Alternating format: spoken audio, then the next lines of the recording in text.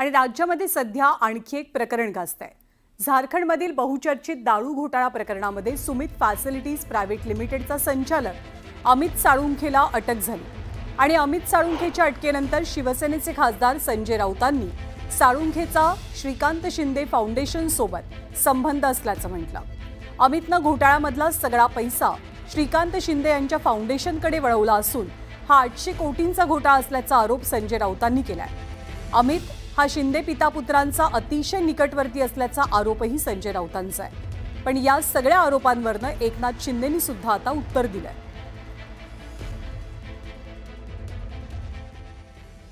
झारखंड मधल्या मद्य घोटाळ्यातून काल एक पथक इथे आलं आणि या सुमित फॅसिलिटीजच्या अमित साळुंखेला अटक केली।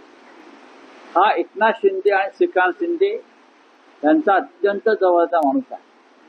ही अटक सहज झालेली नाही। सरकारला या पैशाला कुठे पाय फुटलेत, कोणाच्या खात्यात गेलेत, प्रत्यक्ष अप्रत्यक्ष ते शोधायचं आहे आणि हे धागेदोरे महाराष्ट्राच्या मंत्रिमंडळापर्यंत येत आहेत। अरे ज्याचं तोंड मिठीमध्ये गाळामध्ये गेलंय, जे गाळामध्ये रुतलेले आहेत, या रस्त्यामध्ये खड्ड्यामध्ये पैसे खाणारे लोक आहेत, हे कोविडच्या खिचडीमध्ये चोरी करणारे लोक आहेत, लोकांच्या तोंडातला घास पळवणारे लोक आहेत, त्यांनी काय आम्हाला शिकवावं? जो झारखंडमध्ये जे काय गुन्हा असेल, जे काय घोटाळा असेल त्याची चौकशी सरकार करेल आणि दूध का दूध पाणी का पाणी होईल। त्यामुळे जिनके घर शीशे के होते दूसरे के घरों को पत्थर नहीं फेका करते। आम्ही स्वच्छ आहोत आणि यांना या मुंबईतल्या जनतेने पाहिलेलं आहे। गेले 25 वर्ष मुंबईला लुटलेलं आहे आणि ते आमच्यावर आरोप करतायत, हे दुर्दैवी आहे। कोण करताय? कोण संजय राऊत?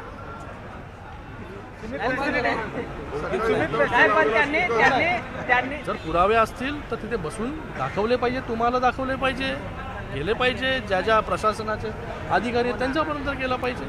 उगाच जे आहे कुठलेही आरोप द्यायचे आणि आम्ही त्याला बांधील नाही येतो आम्ही कोणालाही उत्तर देण्यासाठी।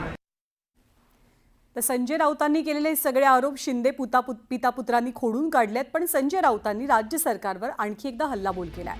मंत्रिमंडळातले 75% मंत्री हे निरुपयोगी असल्याची टीका राऊत करतात। मंत्र्यांना आपल्या कामाचं भानच नाही असा आरोपही राऊतांचा आहे आणि राऊतांच्या आरोपाविषयी सत्ताधाऱ्यांनी सुद्धा पलटवार केलाय।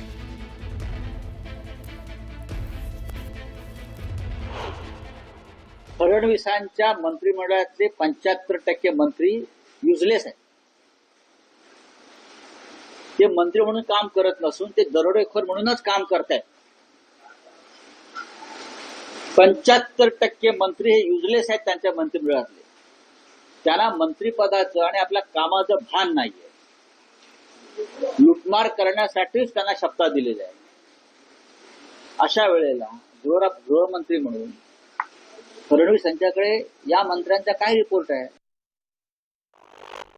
75% वगैरे आकडेवारी सांगून त्याच्यावर कोणी विश्वास ठेवणार नाही। पुन्हा आरोप करायचे असतील तर व्यक्तिगत केले पाहिजे, नाव घेऊन केले पाहिजे तुमच्यात हिंमत असेल तर। नुसते टोमणे मारायचे, दिवसभर त्या ठिकाणी टोमण्यावर जगायचं। असं आहे की सरकारबद्दल बोलताना विचार केला पाहिजे की सर्वच एका माळेमध्ये आणणं काही योग्य नाही आहे। त्याला कुठले मंत्री वाटतं 45% ते नाव दिले पाहिजे। 75% मंत्र्यांचे कोण त्या ठिकाणी तुम्हाला या राज्याच्या दृष्टीने वाईट वाटतं? आता याच्यातले बरेचसे मंत्री जे आहेत ते उद्धव ठाकरे यांच्या मंत्रिमंडळात होतेच ना। बरेचसे होते मला असं वाटतं। पण सर राऊत रोज नवीन नेत्यांना टार्गेट करतात। आता काय, आता विरोधी पक्षात असल्यानंतर त्यांचं कामच आहे की सतत सरकारवर हल्ले करणं हे त्यांचं काम आहे। त्याच्यामुळे मी त्यांना दोष देऊ शकणार नाही।